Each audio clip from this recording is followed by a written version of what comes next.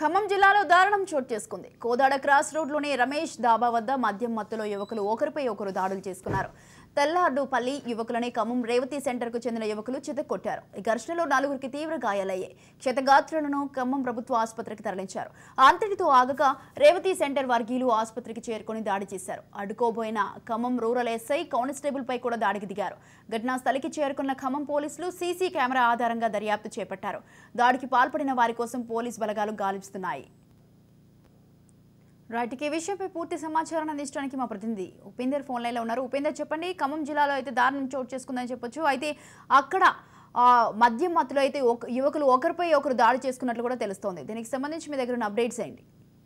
Right Swathi, ఏదైతే Khammam rural మండలం Warangal cross road వద్ద ఉన్న దాబాలో అయితే వేరు వర్గాల మధ్య ఘర్షణ చోటు చేసుకుంది. ఇది పెద్ద దాడికి కూడా దాడి చేసిన సంఘటన అయితే జరిగింది. అయితే రేవతి సెంటర్ కు చెందిన ఇది ఖమ్మం జిల్లా కేంద్రానికి సంబంధించినటువంటి రేవతి సెంటర్ కు చెందిన వ్యక్తులు ఏదైతే రమేష్ దాబాకు సంబంధించినటువంటి నిరోగుల మధ్య కొంత ఘర్షణ ఏర్పడింది. వారు బిల్లు విషయంలో కొంత ఘర్షణ పడుతున్న నేపథ్యంలో అడ్డు వచ్చిన ఏదైతే రూరల్ మండలం తెల్లారిపల్లి యువకులపై అయితే వారు కర్రలతో దాడి చేశారు. అయితే గాయాలైన యువకులను అయితే ప్రైవేట్ ఆసుపత్రికి తరలిస్తున్న నేపథ్యంలో మరోమారు అక్కడికి రౌడీ గ్యాంగ్ అయితే కర్రలతో ప్రత్యక్షమైన ఆసుపత్రి వద్ద విధ్వంసాన్ని అయితే సృష్టించిన పరిస్థితి కనిపిస్తుంది. ఈ నేపథ్యంలోనే రూరల్ ఎస్ఐగా ఉన్నటువంటి సురేష్ అక్కడ తెల్దారపల్లికి చెందిన యువకుల్ని పంపించి వేసిన నేపథ్యంలోనే అక్కడ కొంత ఘర్షణ ఏర్పాటు జరిగింది.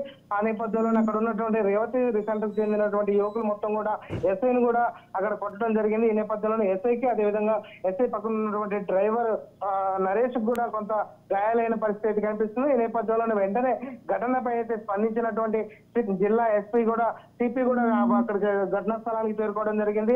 ఇప్పటికే ఎవరైతే అక్కడ ఉన్నటువంటి యువకులను కూడా ఏదైతే రేవతి సెంటర్ సంబంధించినటువంటి 4 యువకులను కూడా అదుపులోకి తీసుకున్నారు. వీరందరూ కూడా అంటే ఈ గతంలో ఉన్నటువంటి రౌడీ గ్యాంగ్ మోకే ఇదంతా చేస్తుందని చెప్పేసి వారైతే ఆరోపిస్తున్నారు. ఇవి అయితే అడ్డుకోపోయిన సురేష్ ఎస్ఐ అక్కడ అదేవిధంగా రాజేష్ కూడా గాయాలు కావడంతో అయితే పోలీస్ శాఖ కూడా దీని మీద అయితే అప్రమత్తమైన పరిస్థితి కనిపిస్తుంది. దాబాల వద్ద మద్యం విక్రయించొద్దని చెప్తున్నప్పటికీ ఈ దాబాల వద్ద మాత్రం ఇటువంటి ఘటనలు చోటు చేసుకోవడంతో కొంత పోలీసు వారి వైఫల్యం కూడా కొట్టొచ్చినట్టు కనిపిస్తుంది.